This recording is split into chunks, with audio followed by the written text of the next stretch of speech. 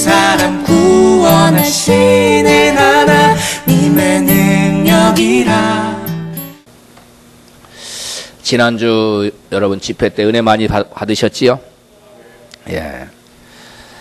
저는 어떤 은혜를 받으셨는지 궁금해요. 예. 각 사람마다 받은 은혜가 다를 겁니다. 그리고 그 받은 은혜의 정도도 제각각일 거예요. 저는 사랑하는 여러분들이 지난번 받은 은혜가 여러분의 삶 속에 열매로 축복으로 다 나타났으면 좋겠어요. 할렐루야. 예. 많은 사람들이 은혜를 오해합니다. 그래서 은혜를 감정으로 생각해요. 어떤 분들은 또 은혜를 어떤 사람은 느낌이라고 생각합니다. 그러나 성경이 말하는 은혜는 그런 것들이 아닙니다. 성경이 말하는 은혜는 하나님의 말씀에 순종할 수 있는 성령의 능력으로 덧입힘을 받는 것이 은혜 받은 거예요. 여러분, 주의 말씀을 받고 그의 말씀이 느낌이 좋았다, 듣기가 좋았다 그런 정도가 아니라 그 말씀이 나의 생각을 주관하고 그 말씀이 나의 삶을 주관하는 그런 말씀이 될 때 그것이 바로 은혜 받은 말씀이라는 겁니다. 선교사님 오셔서 참으로 중요한 말씀들을 많이 주옥 같은 말씀들을 증거해 주셨어요. 그런데 그 말씀 중에 많은 중요한 말씀들이 있지만 여러분들이 정말 제가 바라건대 열매를 맺고 그 말씀을 여러분이 놀라운 축복을 받았으면 하는 바람이 있는 말씀이 저한테 두 가지가 있었어요. 뭐 같아요? 어떤 말씀이 여러분에게 꼭 이건 반드시 이루어져야 되고 반드시 열매로 맺어야 되겠다 하는 생각을 주의 종이 어떤 걸 가지고 그렇게 마음 품었을까? 어떨 것 같아요?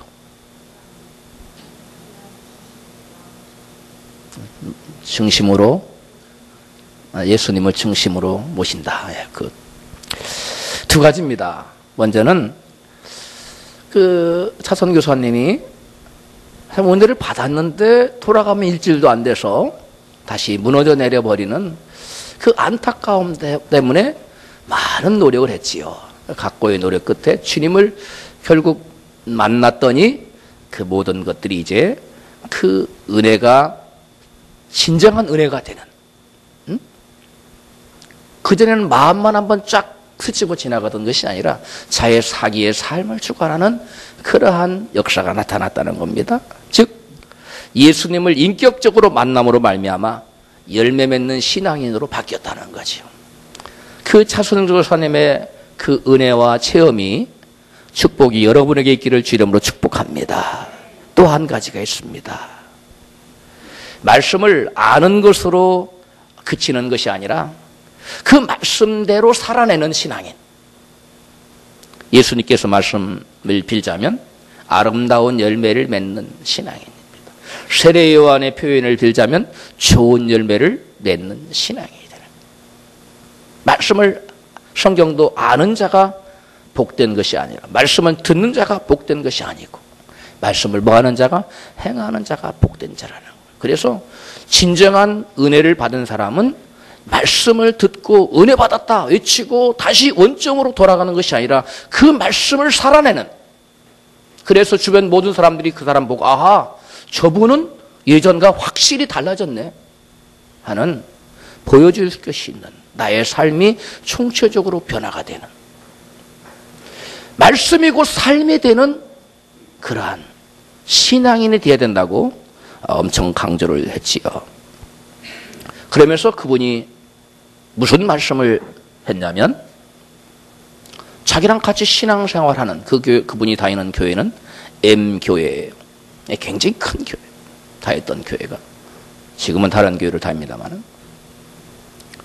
자기가 같이 신앙생활하던 목사님, 장로님, 권사님, 안수집사, 집사님들 같이 찬양하던 찬양대원들 이런 분들이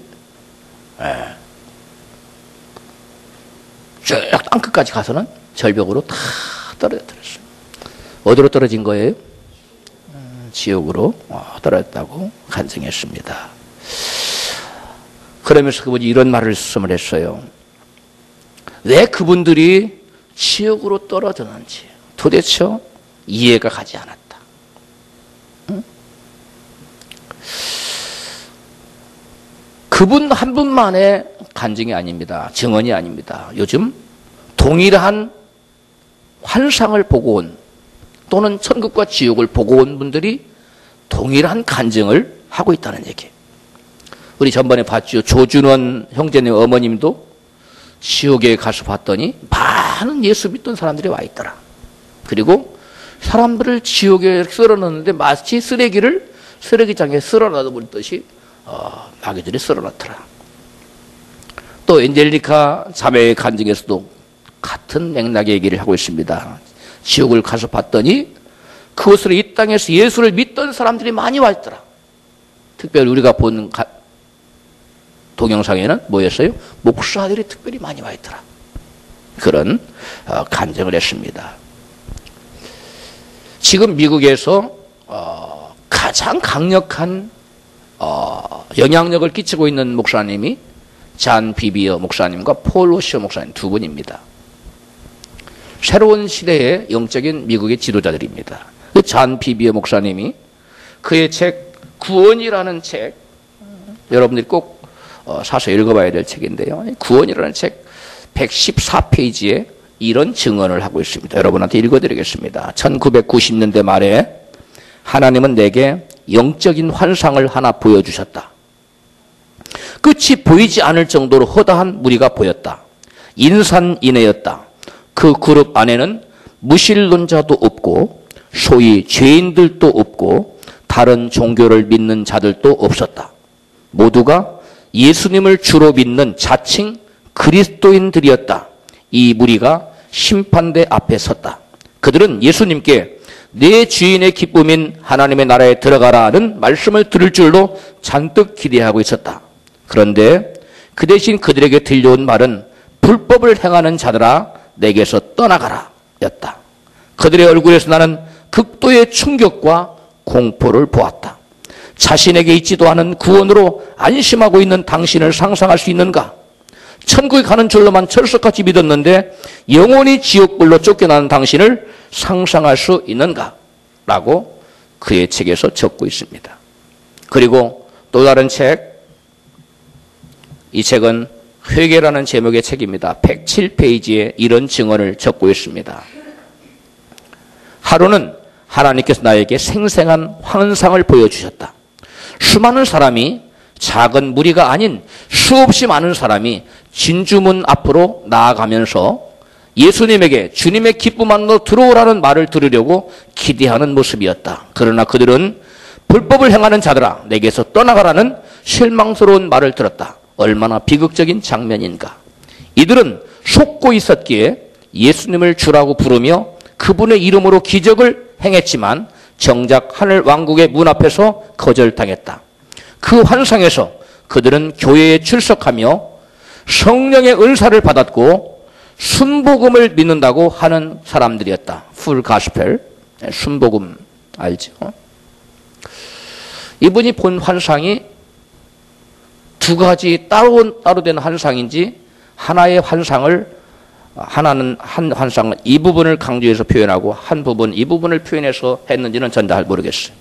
좌우지간 두 책에 비슷한 간증이 나와요. 그런데 두 번째 간증 중에 하나는 그들이 교회를 출석했고 뭘 받았어요? 성령의 은사를 받았다는. 그런데 놀라운 것은 끝이 보이지 않는 인산인해를 많은 수많은 무리들이라고.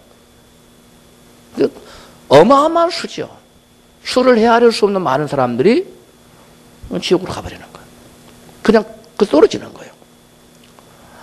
이분이 거짓말을 지어내서 할 분이 결코 아닙니다. 이분이 가는 곳마다 교회가 놀라운 역사가 나타나고 회개가 역사가 나타나고 교회가 살아나는 역사가 나타나고 있어요. 성령의 놀라운 역사가 이분의 사역 가운데 동반하고 있어요. 특히 이분이 가는 곳마다 사람들이 죄에서 돌이키는, 죄에서 떠나는 역사가 나타납니다. 죽은 교회가 살아나는 역사가 나타납니다. 우리가 여기서 중대한 질문을 해야 됩니다. 예수를 믿으면 죄에서 구원받아 천국 간다고 성경은 기록하고 있는데 소위 예수를 믿었다고 하는 사람들이 왜 지옥에 가는 것일까요? 성경 로마서 10장 9절로 10절에 말씀합니다. 마음으로 믿고 입술로 시인하면 구원받는다. 분명히 말하고 있잖아요. 여기서 많은 사람들이 질문합니다. 목사님 보십시오. 마음으로 믿고 입술로 시인하면 구원받는다고 말하지 않았습니까? 그렇습니다. 마음으로 믿고 예수를 주라고 시인하면 구원받습니다. 그런데 여기에 나타난 이 말씀에는 바울이 두 가지 조건을, 구원받는 조건을 제시합니다. 하나는 마음으로 믿는 거예요. 예수님이 나를 위해 돌아가셨다. 나의 죄를 지고 돌아가 3일 만에 부활하셨다. 그 다음에 40일 동안 세상 계시면서 천국 복음을 전파하시고 하늘나라에 대해서 얘기해 주시고, 그 다음에 제자들이 보는 가운데 500여 명이 보는 가운데 하늘로 승천하시고 지금 보좌 우편에서 우리를 위해 중보하고 기도 계시고 우리를 위해 초소를 예배하고 계셨다가 때가 되면 이 땅에 내려오실 텐데 그때는 믿는 자를 구원하고 불신자를 뭐하기 위해서 심판하기 위해서 오실 것이다. 이것을 믿는 것, 이것을 마음에 믿으면 의에 이른다는 거예요. 이것을 소위 말해서 사람들이 교회에서 말하기를 구원 얻는 믿음이라고 생각하는 것입니다. 또 하나가 있어요. 예수를 주로 시인하는 것입니다. 예수님은 나의 주님이십니다. 예수님은 나의 왕이십니다. 이렇게 고백을 해야 된다는 것입니다. 그러면서 오늘날 교회에서 한국교회나 미국교회나 사람들 불러다 놓고 복음을 막 증거합니다. 예수님 당신은 죽었습니다. 그 예수님 당신을 하나님이십니다. 마음에 영접하면 당신은 구원받습니다. 라고 영접시켜요. 그래서 따라서 기도하라고 영접했습니다. 예수님 당신의 주인이시죠? 아멘. 당신은 구원받았습니다. 입술로 시인했기 때문에. 왜? 마음으로 믿고 입술로 시인하면 구원받는, 입술로 시인시켜서 그러면 구원받은 거예요. 이게 한국교회나 미국교회나 복음주의 진영에서 가르치는 소위 복음입니다. 그런데 제가 저희 책 너희가 그러고도 천국 갈 줄 아느냐에서도 분명히 밝히고 있지만 이 성경이 로마서가 쓰여질 당시에 로마 교인들에게 로마서라는 편지를 보낼 당시에 그 시대적인 배경을 알고 우리가 이것을 해석해야만 합니다. 그 당시에 로마 시대의 초대교회 사람들은 예수를 믿는다고 주로 시인하면 어떻게 됐습니까? 잡혀갔어요.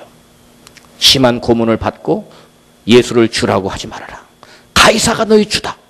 오늘날 하면 시저가 너희 주라고 고백해라. 왜? 시저만이 하나님인 거예요. 그 당시 신인 거예요. 시저 외에는 다른 주가 있어서는 안 되는 거예요. 시저만이 그들의 왕인 거예요. 그렇게 강요당하던 시대였습니다.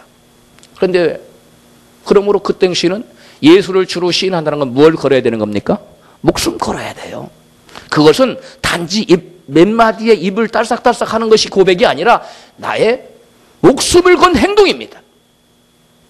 그런데 그 얘기를 제가 오래전에 써놨는데 최근에 나온 미국의 폴 오쇼 목사님의 그 책을 읽어보니까 저 똑같은 논지로 그 얘기를 써놓은 거 보니까 깜짝 놀랐어요. 성령은 하나시구나. 폴 오쇼 목사님 그 얘기를 동일하게 써놓고 있어요. 이것을 문자적으로 해석하면 안 되고 그 당시 시대적인 배경을 고려해서 해야 되겠는데 목숨을 건 신앙 고백이지 평안한 이 미국 사회에서 예수님이 나의 주님입니다 한다고 해서 그게 신앙 고백이라고 말해서는 안 된다는 거죠. 그러면 오늘날 로마 시대와 같은 목숨을 건 신앙 고백은 어디에서 행해지고 있습니까? 한국과 미국과 영국입니까? 아닙니다. 어디에서요? 저 38선 휴전선 넘어 북녘 땅에서 예수님이 나의 주님이라고 신앙 고백하면 잡혀다가 뭘 당합니까? 총살형을, 공개 총살형을 시킵니다. 지금도 일어나고 있어요. 최근에 네팔에서는 제 친구 목사님이 동영상을 카톡으로 보내왔는데 네팔에서 예수 믿었다는 이유로 복음을 증거했다는 이유로 붙잡혀가지고 십자가에 달려서 화형을 당하는 모습이 지켜왔어요. 네팔에서. 오늘 이 시대입니다.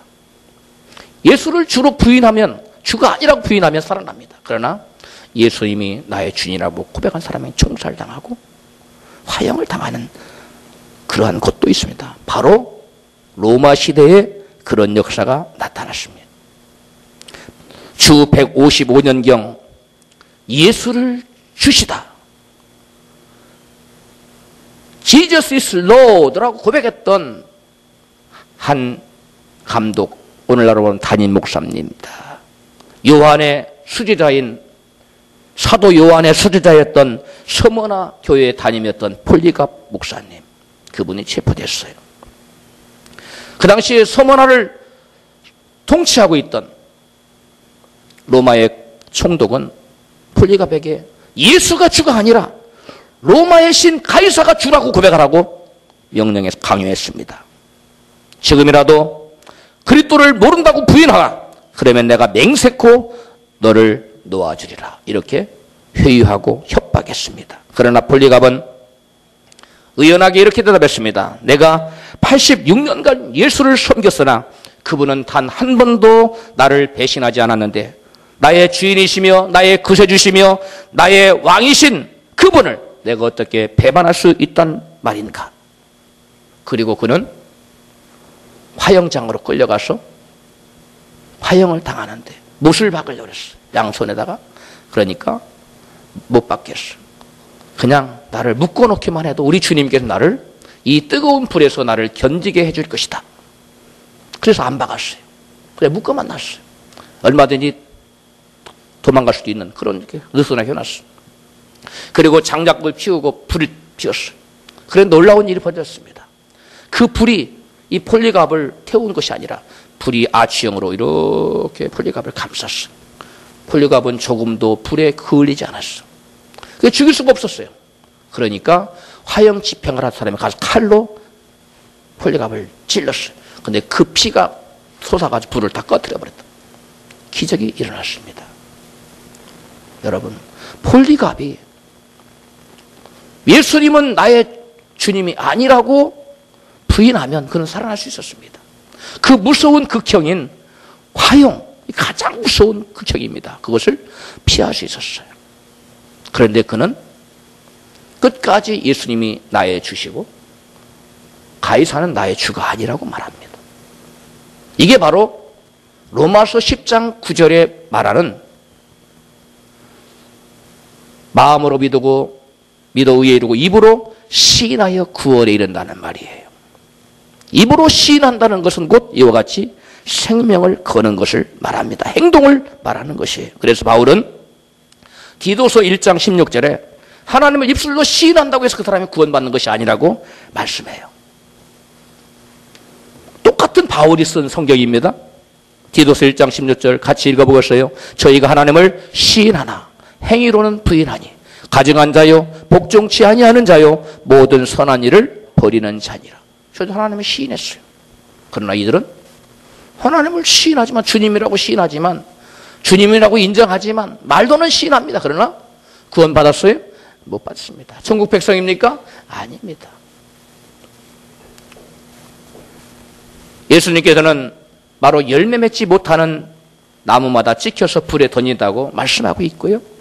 또 마태복음 21장 43절에서는 그러면 내가 너희에게 이르노니 하나님의 나라를 너희는 빼앗기고 그 나라에 열매 맺는 백성이 받으리라.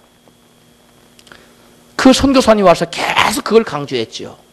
열매가 없으면 아무런 의미가 없다고. 하나님은 자비하시니까 나를 봐주실 거야. 다 착각하지 말라고. 열매 맺는 삶을 살아내지 못하면, 즉 말씀에 순종하는 참된 믿음을 갖지 못하면 그 누구도 구원이 없다고. 그 말씀이 예수님 말씀이에요. 주여 주여 하는 자마다 다 천국 갈 것이 아니라 다만 하늘에 계신 내 아버지의 뜻대로 행하는 자라 들어가리라. 그리고 여기 11절 말씀에 그 나라에 열매 맺는 백성이 들어가리라. 아름다운 열매 맺지 못하는 나무마다 찍어서 불에 던지우리라. 다 같은 얘기예요. 지난주에 선교사님 없는 얘기를 지어내서 한 게 아닙니다. 자기 경험을 얘기한 것이 아닙니다. 하나님 말씀에 나와 있는 것을 증거한 겁니다. 그렇다면 어떻게 마음속으로만 우리가 믿을 것이 아니라 주님이 보실 때 아름다운 열매를 맺었구나 하는 순종의 열매를 맺는 믿음을 우리가 소유할 수 있을까요? 이것이 관건입니다. 마음의 생각으로만 믿는 믿음은 종교적인 믿음입니다. 이러한 종교적인 믿음은 결단코 열매가 맺히지 않습니다. 그렇기 때문에 열매 없는 그에게는 구원도 천국도 전혀 상관은 없는 것입니다. 성경은 그런 자들을 이렇게 말합니다. 경건의 모양은 있으나 경건의 능력은 부인하는 자니. 경건의 능력이 없어요. 거룩한 삶을 살아야 된다는 건 압니다. 그러나 거룩한 삶을 살 수 있는 능력은 없어요. 왜 그렇습니까? 가지가 나무에 붙어 있어야만 열매를 맺는데 가지가 나무에서 떨어져 있고서 무슨 열매를 맺을 수가 있단 말입니까? 어떠한 열매도 기대할 수가 없는 것과 마찬가지입니다. 우리가 나무와 가지의 관계처럼 주님과 나와의 관계가 이렇게 연합이 되었을 때, 하나가 되었을 때 예수 생명이 내게로 오는 줄로 믿습니다. 여러분, 예수님과 하나가 되시기를 주님으로 축복합니다. 주님과 나와의 관계가 붙어있지 않으면 그 어떤 사람에게도 생명의 열매는 나타날 수가 없는 것입니다. 그러면 어떻게 우리가 예수님과 우리와의 관계가 가지와 나무의 관계처럼, 나무와 가지의 관계처럼 여러분 하나가 될 수 있을까요? 그러려면 다 같이 크게 따라서 합시다. 주 예수님을 만나야 합니다. 어떻게 된다고요? 만나야 돼요. 그럼 여러분에게 묻겠습니다. 영생을 얻고자 하여 예수님을 찾아왔던 부자 청년, 예수님께 나와서 무릎을 꿇고 겸손히 주여, 랍비여, 선생이여, 내가 어떻게 하면 영생을 얻을 수 있냐고 물어봤습니다. 내가 무엇을 행해야만, 어떻게 해야만 영생을 얻을 수 있냐고 물어봤어요. 그 부자 청년 예수님 만났습니까? 부자 청년 예수 만났어요? 그 부자 청년은 예수를 만나긴 만났는데 피상적으로 만났어요. 자, 어떤 사람이 수박을 가지고 있어요. 수박을 만져보고 그거 다 했어요.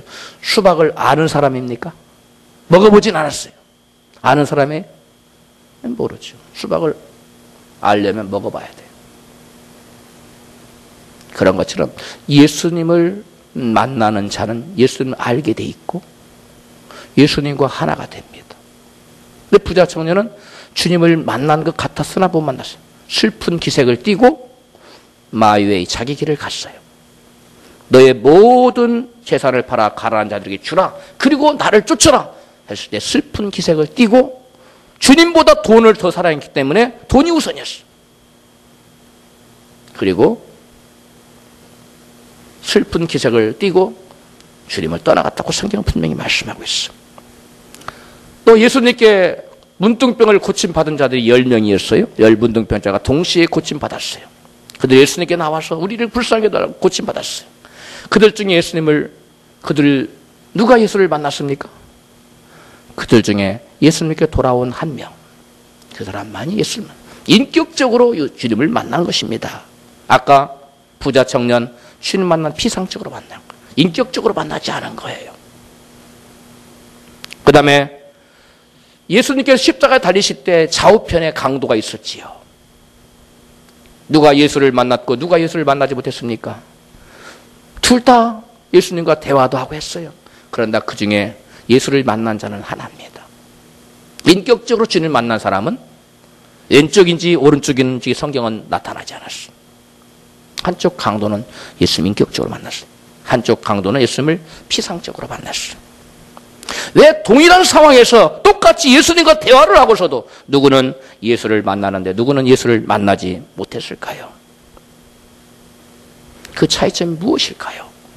왜 많은 분들이 오늘날 지옥을 보고 또는 환상 중에 많은 예수를 믿는다고 사람들이 지옥으로 쓰러져 그냥 통째로 다 가버릴까요? 그들은 예수를 만났다고 생각합니다. 그러나 부자 청년처럼 피상적으로 만난 거예요. 좌우편의 강도 중에 한 사람처럼 예수님을 피상적으로 만난 거예요. 10문둥병자 중에 9명처럼 예수님을 피상적으로 만난 거예요. 인격적으로, 인격과 인격을 대하는 것으로 예수를 만나지 않았다는 것입니다. 누구는 예수님을 인격적으로 만나는데 누구는 예수님을 인격적으로 만나지 못했어요. 누가 예수님을 인격적으로 만난 사람입니까? 바로 죄를 회개한 사람입니다. 죄를 회개하지 않은 사람은 예수를 만나기는 만났으나 인격적으로 만나지 못해요. 그냥 피상적으로 지나가는 한 사람, 나에게 커다란 영향력을 미치는 한 사람, 위대한 스승, 그런 사람으로 만난 겁니다. 부자 청년, 그에게는 예수님이 하나님이 아니었습니다. 예수님이 자기 인생의 주인도 아니었습니다. 부자 청년의 주인은 돈이었어요. 부자 청년의 신은 돈신이었어요. 돈이 그의 인생을 지배했습니다. 돈에 의해서 그는 모든 최고의 가치가 돈이었어요. 그래서 돈보다 돈을 추구하기 위해서 예수님을 떠납니다. 오른편 강도도 마찬가지입니다. 자신의 죄를 회개하지 않고 끝까지 예수님을 대적했습니다. 그는 인격적으로 주님 만나지 못했어요. 그 주님 알아보지 못한 겁니다. 그러나 회개한 한편 강도는 자신의 죄를 회개하고 예수님이 누군지 알아요. 주여, 당신의 나라에 임하실 때에 저를 기억해달라고. 주님이 누군지 아는 겁니다. 주님이 하늘나라의 주인이신 것을 인격적으로 만난 강도는 그 짧은 시간에 알게 돼요. 주님과 인카운터가 있으면, 부딪힘이 있으면 그러한 주님으로부터의 영원한 진리를 깨닫게 되는 줄로 믿습니다. 주님과 만나게 되는 거예요. 제가 언젠가 여러분 한번 설교한 적이 있을 거예요. 10톤 트럭과 부딪히면 그 사람이 어떻게 됩니까? 변화됩니다. 박살이 나든지 공중으로 날르든지 놀라운 역사가 나타나요. 10톤 트럭과도 정면으로 인카운트를 탁 해서 부딪히면 그런 역사가 나타나는데 10톤 트럭과 비교할 수 없는 우리 주님과의 인격적인 충돌이 빚어졌다면 그 사람의 생애와 마음과 가치관과 모든 것이 다 바뀌게 돼 있습니다. 그런 역사가 있기를 주로 축복합니다. 회개 없이는 천국의 주인이신 예수님을 결코 인격적으로 만나볼 수가 없습니다. 그래서 오늘 본문의 세례요한은 회개하고 천국의 주인이신 예수님께 나오라고 외칩니다. 마태복음 3장 2절입니다. 회개하라, 천국이 가까웠느니라 하였으니. 이게 천국이 가까웠느니라는 말씀은 예수님께서 가까이, 너희들 가까이 와 계시다 그 말이에요. 주님이 바로 당신의 삶의 현장에 와 있습니다. 바로 주님이 당신 옆에 계십니다. 당신 앞에 있습니다. 그분을 회개하고 모셔드리세요. 회개하고 그분을 영적적으로 만나세요 그 말이에요. 다 같이 한번 따라합시다. 주님 바로 당신 옆에 있으니 회개하고 예수님을 인격적으로 만나세요. 거기서 빠져서는 안 되는 단어가 인격적으로예요. 인격적으로 만나지 않으면 아무런 의미가 없어요. 그래서 10년을 다니고 교회를 20년을 다니고 권사가 되고 장로가 되고 목사가 돼도 인격적으로 만나지 않은 분들에게는 복음이 복음되지 못해요. 복음의 능력이 그들의 삶 속에 나타나지 않는 것입니다. 그래서 말씀을 쫓아가지 못하고 세상을 쫓아갑니다. 주님을 쫓아가지 못하고 부자청자처럼 돈에 끌려갑니다. 말씀을 사랑해서 말씀대로 순종하지 못하고 젊은이들은 포로로에 끌려갑니다. 주님을 인격적으로 만나지 못하게 돼요. 죄의 포로의 삶을 사는 거예요. 마태복음 4장 17절에 예수님께서 공생애를 시작하시면서 제일 첫 번째 하신 말씀이 있어요. 이때부터 예수께서 비로소 전파하여 가라사대, 비로소 이제 처음으로 말씀을 증거하는 회개하라, 천국이 가까이 왔느니라, 가까웠느니라. 또 사도 베드로도 사도행전 2장 38절에 너희가 회개하여 각각 예수 그리스도의 이름으로 세례를 받고 죄 사함을 받으라. 그리하면 성령을 선물로 받으리라. 이때 성령은 죄를 회개하고 하나님 보내주신 성령을 선물로 받은 이 성령은 우리로 하여금 천국에 보내주시겠다는 보증입니다. 하나님 약속입니다. 그리고 우리에게 성령을 보내주신 거예요. 그걸 받으시라는 거예요. 누구에게? 회개하는 자가. 예수님께서는 가장 먼저 전할 전파하실 말씀이 많았을 것 같은데 첫 번째 회개를 선포했어요. 회개하라. 천국 가깝다. 천국 가깝다는 예수님이 그들 가까이 있다는 거예요. 내가 너희들 중에 있다. 너희들 가까이 와 있으니까 회개하고 나를 받아들이라는 겁니다. 회개하고 나를 인격적으로 나를 만나라는 겁니다. 누구든지 회개를 하고 나오면 만나주겠다는 거예요.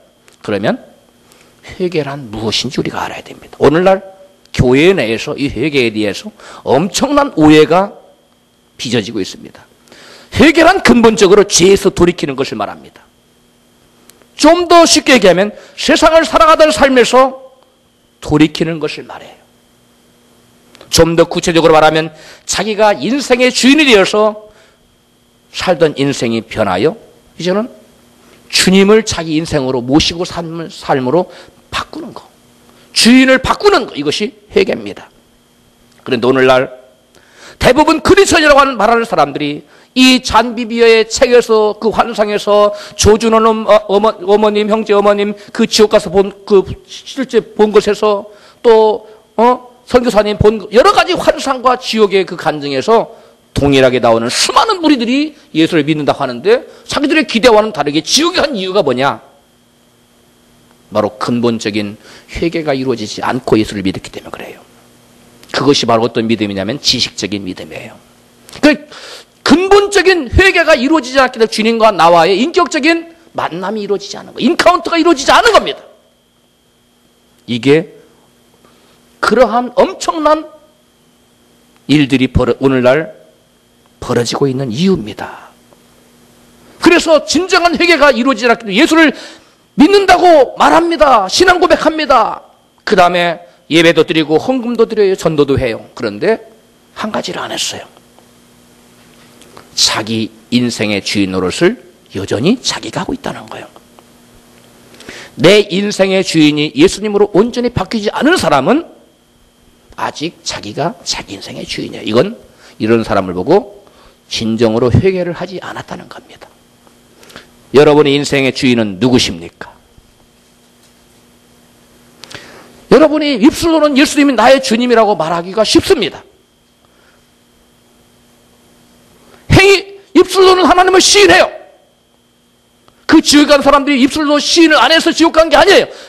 지옥으로 무더기로 떨어지는 사람들이 예수님을 입술로 시인하지 않아서 그렇게 떨어지는 것이 아닙니다. 입술로는 시인하는 행위로는 부인하기 때문에요. 입술로는 시인을 행위로 부인하지 않는 사람, 이것이 바로 진정한 회개가 이루어지지 않았다는 거예요. 진정한 회개가 있으시기를 주로 축복합니다. 여러분의 인생이 주인이 바뀌지 않는다면 결단코 주님의 나라와는 상관이 없어요. 여러분의 인생의 주인이 나 자신이 되면 안 돼요.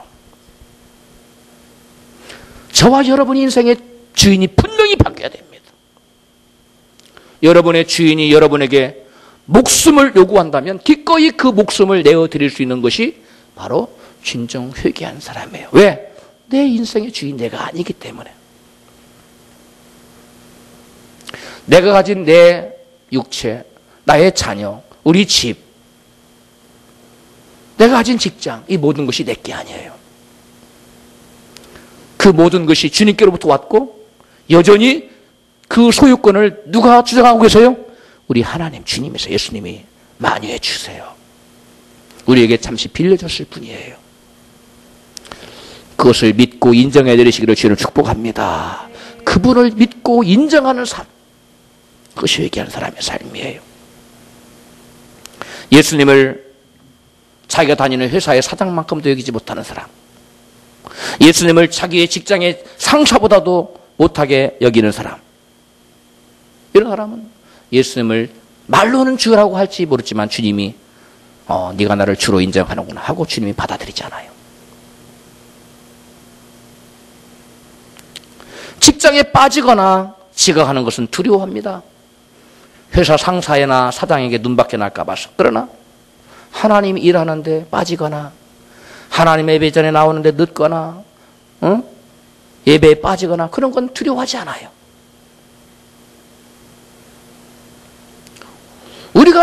우리 자신을 정직하게 들여다보지 않으면 안 됩니다. 왜냐하면 우리의 뭐가 달려있어요?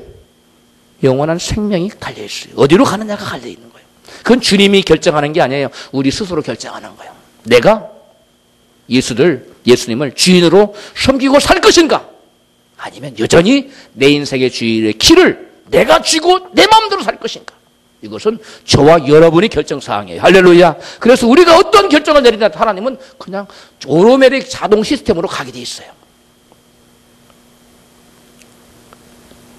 우리가 사람보다 하나님을 더 중히 여겨야 될 줄로 믿습니다. 많은 예수 믿는 사람들이 눈에 보이는 사람은 두려워해요. 그래서 사람과의 약속은 굉장히 중요하게 여겨요. 그러나 하나님과의 약속, 그건 등한히 여겨요. 그건 진정한 회개한 사람의 모습이 아닙니다. 이번에 부산에 전도 세미나에 갔었는데 인도 선교사로 섬기는 분의 간증을 들었습니다. 그 인도는 80%가 뭘 믿어요? 힌두교를 믿잖아요. 핍박과 박해가 보통 심한 게 아니에요. 예수를 믿으려면 모든 것을 포기해야 돼요. 모든 것을 포기해야 돼요.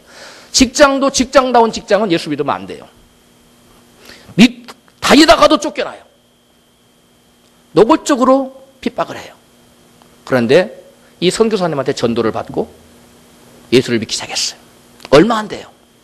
그런데 이 형제가 자기가 아는 거예요. 예수를 영접하고 자기가 이제 예수를 믿기 때문에 모든 불이익을 감수해야 된다. 직장도 좋은 대학생인데 포기해야 되고, 그 다음에 부모에게도 쫓겨나야 되고, 모든 사회에서 배척을 당하는 거예요. 그걸 압니다. 그런데 그 모든 것보다 예수가 더 좋다는 거예요. 자기 인생의 주인을 바꾼 거예요. 예수님으로. 자기의 유익을 위해 살아가는 것이 아닙니다. 그래서 그 형제는 교회를 나오는데 4시간 거리. 응? 우리 선영대님도 같이 들었지요? 4시간 거리를 단 한 번도, 차를 여러 번 갈아타고 4시간 거리를 여기까지 오는 거예요. 이제 교회까지 오는데 한 번도 늦어본 적이 없어요. 보통 30분에서 1시간 전에 와서 다 기다리고, 그 내 주일이 오는 것이 그렇게 기쁜 거예요. 주일이 기다려지고 말씀 듣는 것이 기다려지고. 왜 그렇습니까? 왜 이런 변화가 나타납니까? 주님을 인격적으로 만나는 사람은 인카운터가 이루어지면 4시간이 문제가 아닙니다. 환경이 문제가 아닙니다. 예수님이 자기 인생의 최고의 가치가 되면 그 사람은 모든 것이 바뀌게 돼 있어요. 그럼 예수님이 자기 인생의 최고의 가치가 아니라 아직도 돈이나 세상의 명예나 그 어떤 세상의 일락이나 출세나 이런 것들이 주님보다 앞서 있기 때문에 앞선 사람, 그런 사람은 예수님과 인카운터가 안 이루어진 거예요. 인격적으로 만나지 못한 겁니다. 여러분, 오늘 안 해도 내가 차차 변화돼도 되겠지, 오늘 회개 안 해도 타차 해도 되겠지, 그런 생각하지 마십시오. 기회는 항상 있는 게 아니에요. 지금이 바로 회개할 때요, 지금이 바로 의뢰받을 만한 때요, 지금이 돌이킬 때인 것을 여러분 믿으시기 바랍니다. 할렐루야. 제가 맨날 여러분한테 회개하라고만 설교하겠어요? 아니죠. 성경의 말씀이 얼마나 많습니까? 하나님 저에게 감동 줄 때만 해요. 여러분 말씀을 들어보고 비춰봐서 내가 아직 주님과 인카운터가 이루어지지 않았고 주님과 하나 되지 못했다고 여겨지면 겸손하게 무릎을 꿇고 주님께 돌아오시기를 바랍니다. 할렐루야. 많은 사람들이 회개를 오해하고 있어요. 회개하라고 그러면 남에게 거짓말한 거, 남 괴롭힌 거, 어린 시절에 옆집에 가서 오이 따먹은 거, 또 옆집에 가서 닭 잡아서 그 서리해 먹은 거, 뭐 이런 거 회개해요. 물론 그것도 회개입니다. 그러나 가장 근본적인 회개는 자기가 자기 인생의 주인 되어 사는 것을 회개하는 거예요. 그게 진정한 회개예요. 주님의 주권을 인정하지 않는 삶, 하나님께 내 인생의 진정한 주인으로 삶으로 행동으로 보이지 않는 삶, 이건 회개하지 않는 삶이에요. 그것을 주님은 돌이키기를 원하는 겁니다. 그래서 이스라엘의 구약 성경에 보면 에레미야, 에스겔, 이사야 선지자를 통해서 계속 이스라엘 백성에게 돌아오라고 합니다. 그들이 매일 와서 제사드리고 아침 조석으로 제사드리고 예배하는데 뭘 자꾸 돌아오라, 그들이 짜증냈어요. 우리 하나님께 돌아오는데 왜 자꾸 돌아오라고 그러냐고. 그러나 하나님은 계속 그 선지자를 통해서 말합니다. 돌아오라. 왜 돌아오라 말? 너희들의 주권은 여전히 너희들에게 있다. 너희 인생의 주인이 아직 너다. 나를 너의 인생의 주인으로 모셔라. 그렇게 외친 것이 돌아오라는 거예요. 한번 따라서 합시다. 돌아오라. 돌아와야 됩니다. 내일이 아니라 이 시간 돌아오시기를 축복합니다. 지금 돌아와야 돼요. 가슴을 치고 마음을 찢고 내 인생의 주인으로 예수님을 모시지 못하고 여전히 내 인생의 주인으로 교회를 위해서 시간 좀 내세요. 저 오늘 바빠요. 여러분, 그건 자기 인생의 주인이 자기라는 거예요. 제가 이번에 부산에 집회를 갔더니 거기에 모든 성도들은 가장 우선적인 짭이 자기 직업이 뭐냐면 회계사, 의사 뭐 이런 사람들이 간증하는데 그게 아니에요. 재생산, 예수 믿게 하는 재생산 하는 것이 자기의 본연의 짭이라고 그랬지. 그렇죠? 크게 대답해야 다 알죠. 그 교회 모든 성도들이 한 4, 5천 명 되는데, 나 직업은 변호사입니다. 내 직업은 의사입니다. 내 직업은 간호사입니다. 나는 회사 사장입니다. 그렇게 말하잖아. 큰일 나, 거기서는. 내 본연의 잡은 아직도 어둠에 처해 있는 사람들을 예수 믿게 하여 구원받고 예수 생명이 그들에게 임하게 하는, 그것이 제일의 자기의 본연의 직업이라는 거예요. 그게 바로 예수를 나의 주님으로 모신 사람의 입에서 나올 당연한 말입니다. 여러분도 그렇게 되시기를 주님으로 축복합니다. 여러분, 내 인생이 바뀌어야 돼요. 내가 주인 되면 안 됩니다. 주님이 나보고 생명을 내놓으라면 내놔야 될 텐데, 무엇이 여러분 주님께 내놓지 못할 게 뭐 있어요? 내놓지 못하는다는 것은 내가 내 인생의 여전히 주인이라는 겁니다. 그걸 돌이키지 않으면 옆집에서 닭 잡아먹은 거 100번, 1000번 회개해도 그건 회개가 아닌 거예요. 그런 회개에 우리는 누락될 수도 있어요. 그런 회개를 우리가 누락돼서 회개를 못한다고 지옥 가는 건 아니에요. 주님은 어떤 회개를 바라느냐, 너의 인생의 주인을 바꿨느냐 안 바꿨느냐 이것을 보는 거예요. 그걸 회개한 사람은 주님이 다 용서가 되는 거예요. 할렐루야. 자기 인생의 주인을 바꾼 사람은 자잘한 죄도 안 지으려고 발버둥을 치고 죄와 싸우게 돼 있어요. 그러나 인생의 주인을 바꾸지 않은 사람은요, 죄와 싸우려고 하다가 힘들면 포기해버려요. 자기 인생에 불이익이 닥치면 포기합니다. 그것은 주님 보실 때 주님께 돌아온 게 아니에요. 주님은 우리가 주님께 돌아오기를 원하고 계세요. 할렐루야.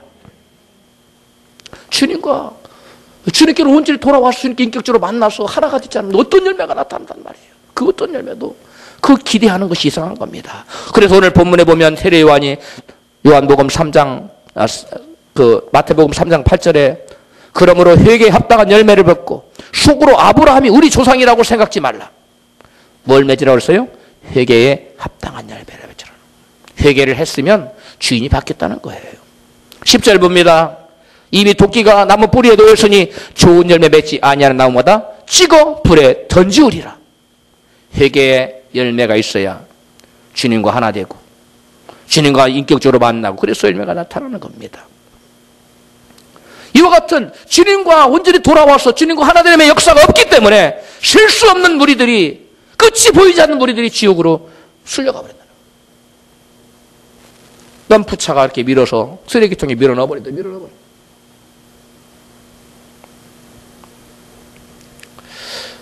로마 가이사가 주가 아니고 오직 예수만이 나의 주라고 끝까지 시인하다가 순교를 당한 순교의 제벌 폴리갑, 그는 이렇게 말했어요. 구원이 행위로 말미암지 않고 은혜로 말미암았다 이렇게 주장했어요. 그러면서도 또 더 중요한 말을 했습니다. 여기 나올 거예요. 같이 한번, 이거 폴리갑이 한 얘기예요. 같이 읽어요. 시작. 그분을 죽은 자 가운데서 다시 살리신 분이 우리도 다시 살리실 것이다. 근데 중요한 것이 만일이란 말이에요. 내가 빨간 걸로 했는데 검은 걸로 바꿔버렸네요. 만일 우리가 그분의 뜻을 행하고 그분의 계명들 안에서 행하고, 같이 읽어요. 그분이 사랑하시는 것들을 사랑하고 우리 자신을 모든 불의에서 지킨다면 말이다. 자, 신자들이 죽은 자 가운데서 다시 살아나는 부활에 참여하는 게 되는 조건을 폴리가 뭐라고 얘기하고 있어요? 만일 조건이잖아요. 그렇죠? 그분을 죽은 자 가운데 다시 살리신 분, 우리도 다시 살리실 거라, 부활에 동참하게 될 거라. 누구를? 만일 우리가 그분의 무엇을 행하고 뜻을 행하고, 또 그분의 무엇을 어디 안에서 행하고, 계명들 안에서 행하고, 말씀 안에서 행하고, 그 다음에 그분이 사랑하시는 것들을 사랑하고 우리 자신을 모든 불의에서 우리 자신을 지킨다면 부활에 동참한다는 거. 이게 바울의 성경 말씀에 일치되는 거예요.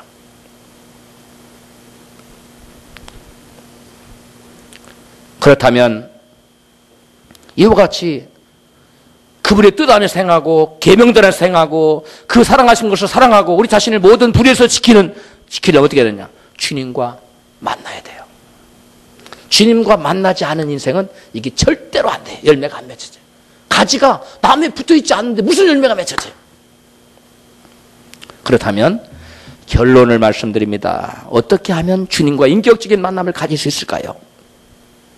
주님과 인격적으로 만나려면 제일 먼저 어떻게 해야 되냐면 크게 따라서 합니다. 죄를 버리고 예수님께 돌아와야 합니다. 그래도 우리 본문 마태복음 3장 2절에 회개하라 천국이 가까웠느니라 하였으니, 이사야서 55장 7절에 악인은 그 길을, 불의한 자는 그 생각을 버리고 여호와께 돌아오라, 이게 회개란 말이에요.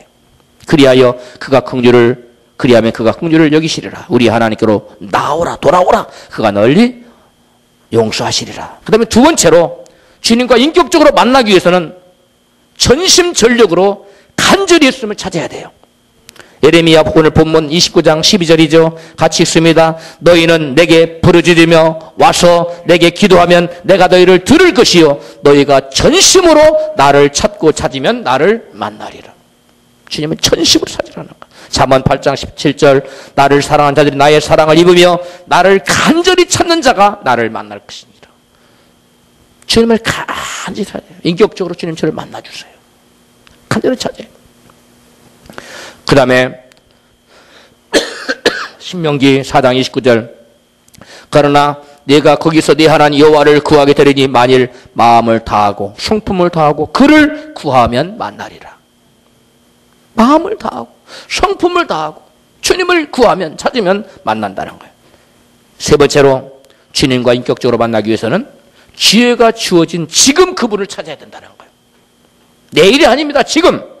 이사야 55장 6절에 너희는 여호와를 만날 만한 때에 찾으라. 가까이 계실 때에 그를 부르라. 호세아 10장 12절 너희가 자기를 위하여 의를 심고 긍휼을 거두라. 지금이 곧 여호와를 찾을 때니 너희의 묵은 땅을 기경하라. 마음에 굳어진 마음을 기경하세요. 갈아엎으세요. 말씀으로. 그리고 지금이 여호와를 찾을 때라는 것입니다. 마침내 여호와께서 임하사 의를 비처럼 너희에게 내리시리라. 고린도후서 6장 2절 말씀에 가라사대 내가 은혜 베풀 때에 너를 듣고 구원의 날에 너를 도왔다 하셨으니 보라 지금은 은혜 받을 만한 때요 보라 지금은 구원의 날이로다. 아멘. 바로 지금 우리가 주님을 찾고 주님을 인격적으로 만날 때라는 것입니다. 그래서 주님께로부터 은혜 받고 구원을 받아야 된다는 것입니다. 할렐루야. 제가 여러분한테 세 가지를 말씀드렸어요. 주님을 인격적으로 만나려면 어떻게 될 것인가? 첫 번째 뭐 해야 된다 그랬어요? 예? 죄를 버리고 돌이키고 회개해야 된다는 거예요. 이때 죄를 버리고 회개하라는 것은 뭐예요? 뭘 바꾸라는 거예요? 인생의 주인을 바꾸라는 거예요. 내 인생의 주인 노릇을 여러분과 제가 스스로 하면 안 됩니다. 그런 사람 무조건 하나님 나라와 상관없는 자가 됩니다. 두 번째는 뭐라고 그랬어요? 전심으로 간절히 주님을 찾아야 된다 그랬어요. 있는 힘을 다해서 찾아요. 금식을 하면 찾든지 40일 철을 하면서 찾든지 40일 금식을 하면 찾든지 만날 때까지 찾으세요. 주님 인격적으로 만날 때까지. 주님이 언제 만나주냐? 여러분이 인생의 주인을 나의 인생의 주인이 스스로 되기를 포기할 때 주님 만나줘요. 그때 주님 나타나세요. 여러분 스스로 인생의 주인이 포기가 안 된다. 40일 금식하세요. 한 번 해서 하나는 두 번 하고 두 번 해서 안 되면 세 번 하고 여러 번 하세요. 얘 인생에 세상 것들이 포기가 안 되고 내 인생의 주인이 포기가 안 되면 10번이라 해서라도 주님 만나야 돼요. 그래야 그럼 버림받지 않습니다. 마지막으로 지금 기회가 있을 때 주님을 찾으시 바랍니다. 지금 찾아야 돼요. 내일이 아닙니다. 지금 이 말씀을 들을 때 주님께서 회개하라고 하실 때 여러분들이 담임 목사인 저 김경규 목사가 말씀을 증거하는 걸로 말하는 걸 생각하면 안 돼요. 주님께서 제 입술을 통해 여러분에게 회개하를 촉구하고 있는 거. 할렐루야. 돌아오라는 겁니다. 모두 다 예수님을 인격적으로 만나시는 축복이 있으시길 예수 이름으로 축복합니다.